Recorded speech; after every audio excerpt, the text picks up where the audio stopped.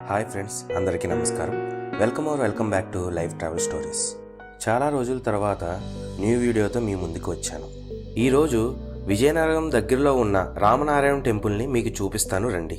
ఈ place Vizag complex నుండి 50 కిలోమీటర్ల దూరంలో ఉంది. మోస్ట్లీ 1.5 అవర్లో వెళ్ళిపోవచ్చు. విజయనగరానికి 5 కిలోమీటర్ల ముందు ఉంటుంది. నర్సీపట్నం నుంచి మా జర్నీ స్టార్ట్ చేశాము. వైజాగ్ హైవే నుండి విజయనగరం రూట్ తీసుకున్నాము. టెంపుల్ ఆర్చ్ దగ్గరికి చేరుకున్నాము. ఇక్కడి నుంచి లోపలికి వెళ్ళాలి. టెంపుల్ దగ్గరికి వెళ్తే మీకు మర్చిపోలేని ఎక్స్పీరియన్స్ని ఇస్తుంది. ఈ టెంపుల్ని ధనుస్సు విల్లు ఆకారంలో నిర్మించారు. ఈ టెంపుల్లోకి వెళ్ళడానికి ఎంట్రన్స్ టికెట్ ఉంది. సో మనం ముందుగా ఎంట్రన్స్ టికెట్ తీసుకొని లోపలికి వెళ్దాం. మిగిలిన విషయాలన్నీ మనం లోపల మాట్లాడుకుందాం.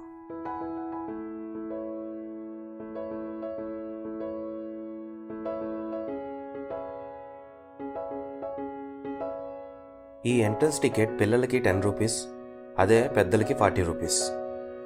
అది కూడా ఈ ప్రైస్ ఈవినింగ్ 5 వరకు మాత్రమే. ఈవినింగ్ 5 తర్వాత అయితే పిల్లలకి 20 రూపాయలు, పెద్దలకి 60 రూపాయలు. ఈవినింగ్ 5 తర్వాత టికెట్ కాస్ట్ ఎందుకు పెరిగిందో మీకు తర్వాత తెలుస్తుంది. వీడియో ఎండింగ్ వరకు చూడండి. మా ఫ్రెండ్స్తో పాటు టికెట్స్ తీసుకొని ఈ టెంపుల్లోకి ఎంటర్ అయిపోయాం. ఈ టెంపుల్ యొక్క విజిటింగ్ అవర్స్ మార్నింగ్ 10 నుంచి నైట్ 8 వరకు. మేము ఈవినింగ్ 4:30కి ఈ టెంపుల్లోకి వెళ్ళాము. ఈవినింగ్ సన్సెట్లో ఈ టెంపుల్ చాలా అందంగా ఉంది.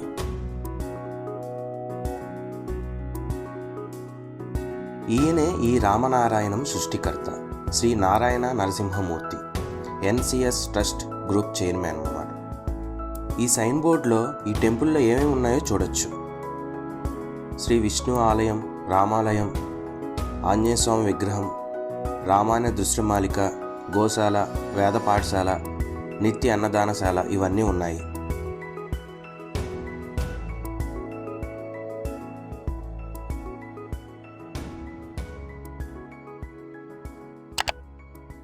ఎక్కుపెట్టిన ధనుస్సు ఆకారంలో నిర్మించబడిన ఈ కట్టడం పూర్తిగా రామాయణ సారాన్ని బోధిస్తుంది.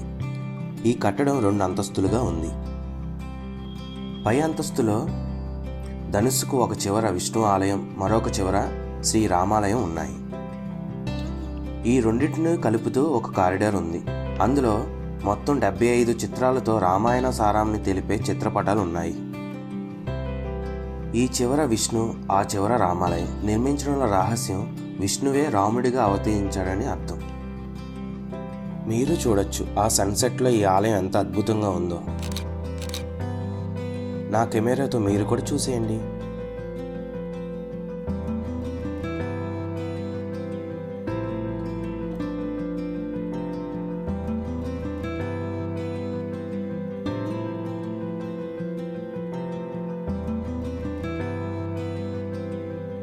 డెబ్బై అడుగుల ఎత్తుగల అభయ ఆంజనేయ స్వామి విగ్రహం. ఈ విగ్రహం కరెక్ట్గా ధనుస్సుకి విల్లుకి మధ్య భాగంలో ఉంటుంది.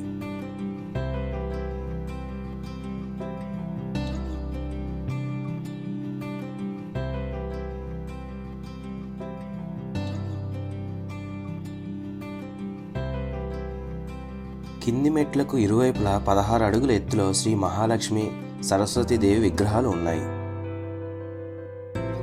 ఈ 2 విగ్రహాల వద్ద ఫౌంటైన్లు ఉన్నాయి.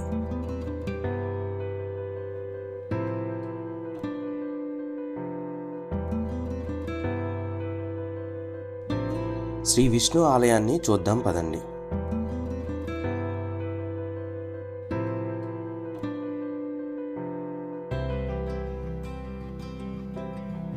ఈ టెంపుల్ 15 ఎకరాల విస్తీర్ణంలో ధనుస్సు విల్లు ఆకారంలో నిర్మించారు. అందులో మధ్య భాగాన 70 అడుగుల ఎత్తుగల ఆంజనేయ స్వామి విగ్రహాన్ని ఏర్పాటు చేశారు.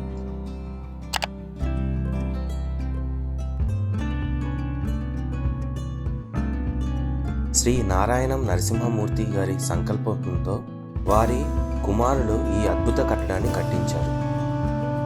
2014 మార్చి 22న ఈ టెంపుల్ని ప్రారంభించారు. వాల్మీకి రామాయణ భాగాలను 72 ఘట్టాలుగా విభజించి వాటికి సంబంధించిన విగ్రహాలను ఏర్పాటు చేశారు. మీరు చూస్తుంది అవి ఇవే. ఆయా విగ్రహాల వద్ద తెలుగు, హిందీ, ఇంగ్లీష్ భాషల్లో సమాచారం తెలుసుకునే విధంగా ఏర్పాటు చేశారు. ఈ రామనారాయణం సృష్టికర్త శ్రీ నరసింహమూర్తి గారు సామాజికంగా, ఆధ్యాత్మికంగా ఎవరు ఏ పని తలపెట్టినా వీలైనంత ఆర్థిక సహాయాన్ని చేసేవారు. ఆయన చేసిన వాటిలో కొన్ని ఇక్కడ బోర్డు మీద ఉంచారు.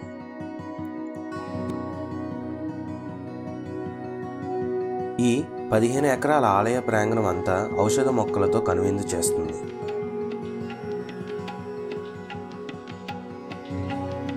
ఈ టెంపుల్ కంటే ఎంతో ఎత్తులో ఆంజనేయ స్వామి మనకి దర్శనమిస్తారు. ఈ ఆలయం ఉదయం పూట చూస్తే ఎంతో అందంగా ఉంటుంది. అదే సాయంత్రం పూట చూస్తే మరింత అందంగా ఉంటుంది. సాయంత్రం 6:30 నుండి ఇక్కడ ఆంజనేయ స్వామి విగ్రహం దగ్గర లేజర్ షో ఉంటుంది. 6:30 నుండి 8 వరకు ప్రతి అరగంటకి ఈ లేజర్ షో ఉంటుంది. ఈ ఆంజనేయ స్వామి విగ్రహం మీద హనుమాన్ చాలీసా, రామాయణం లాంటి వివిధ ఘట్టాలు ఇక్కడ ప్రదర్శిస్తారు. ఇది చూడటానికి 2 కళ్ళు సరిపోవంటే అతిశయోక్తి కాదేమో. ఈ అభయ ఆంజనేయ స్వామి విగ్రహం చుట్టూ జై శ్రీరామ్ అని అంటూ 11 ప్రదక్షిణలు చేసిన వారికి కోరిన కోరికలు తీరుతాయని నమ్మకం.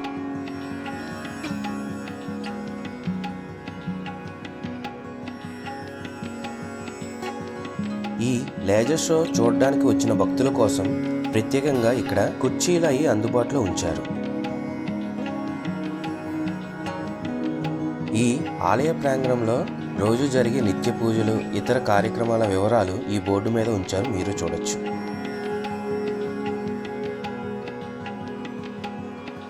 లేజర్ షో గురించే ఈవినింగ్ పూట ఎంట్రీ టికెట్ కాస్ట్ 20 రూపాయలు ఎక్స్ట్రా ఉంటుంది. మీరు ఎప్పుడు విజయనగరం వైపు వెళ్ళినా ఈ ఆలయాన్ని దర్శించడం మాత్రం మర్చిపోకండి. లేజర్ షోని మాత్రం అస్సలు మిస్ అవ్వద్దు. లేజర్ షో ఎలా ఉంటుందో కొన్ని విజువల్స్ మీరు కూడా చూసేయండి. జై శ్రీరామ్.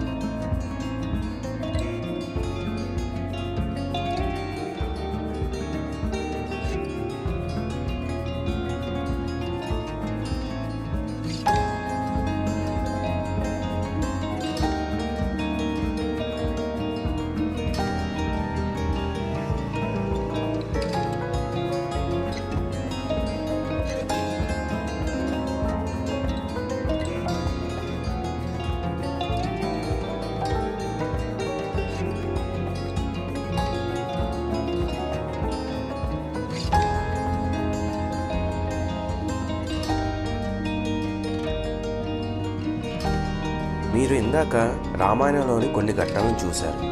ఇక్కడ మిగిలిన ఘట్టాలను ఉంచారు. ఈ లోపల వీడియో రికార్డింగ్ ఎలౌ చేయండి. మీకు వీలైనంత వరకు చూపిస్తున్నాను, చూడండి. ఈ ఆలయ నిర్మాణం కోసం మన దేశంలో పేరొందిన శిల్ప కళాకారులు పనిచేశారు. ఈ దృశ్యాలను చూసేవారికి ఎంతో విలువైన సమాచారాన్ని, అంతకంటే విలువైన ఆనందాన్ని ఇస్తాయి.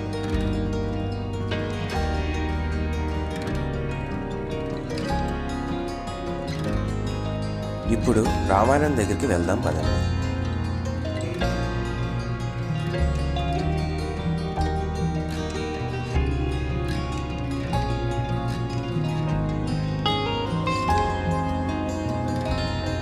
మీకు కనిపించేది ఇది వేద పాఠశాల. టీటీడీ ఆధ్వర్యంలో ఈ పాఠశాల నెలకొల్పారు.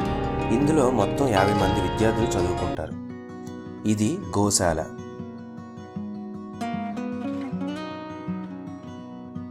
క్రింది నుంచి ఆంజనేయ స్వామి విగ్రహం వరకు వెళ్లే దారిలో రంగురంగుల విద్యుత్ దీపాలు అలంకరించి ఉంటాయి. మన సాంప్రదాయాలు సంస్కృతకు అద్దం పట్టే ఈ నిర్మాణం శ్రీ నరసింహమూర్తి గారి సంకల్పంతోనే సాధ్యపడింది. ఆయన పేరు మీదుగానే ఈ నిర్మాణానికి రామనారాయణం అనే పేరు పెట్టారు. ప్రతి ఒక్కరూ కంపల్సరీగా ఒక్కసారైనా చూడవలసిన ఆలయం ఈ రామనారాయణం. నాకు తెలిసిన సమాచారాన్ని మీతో పంచుకున్నాను. ఏమైనా తప్పులు ఉంటే మన్నించండి. భారతదేశం ఆధ్యాత్మికకు పుట్టినిల్లు వంటిది. ఎందుకంటే దేశం మొత్తంలో అనేక దేవాలయాలు, చారిత్రక కట్టడాలు ఉన్నాయి. వాటిలో రామాలయాలు మన దేశంలో చాలానే ఉన్నాయి. ఎంతో విశిష్టత కలిగిన రామ మందిరాలలో భద్రాచలం లాంటి ప్రదేశాలు కూడా ఉన్నాయి. అలాంటి విశిష్టత కలిగిన రామ ప్రదేశాలలో కొత్తగా చేరినది ఈ Ramanarayanam. Thank you for watching. ఈ వీడియో నచ్చితే లైక్ చేయండి, మీ ఫ్రెండ్స్ అండ్ ఫ్యామిలీకి షేర్ చేయండి. నా ఛానల్కి కొత్తగా వచ్చినట్టయితే సబ్స్క్రైబ్ చేసుకోవడం మాత్రం మర్చిపోవద్దు. Do subscribe for more videos. మీ సలహాలు సూచనలను కామెంట్ చేయండి. మరొక కొత్త వీడియోతో మీ ముందుకు వస్తాను. అంతవరకు సెలవు. Bye bye now.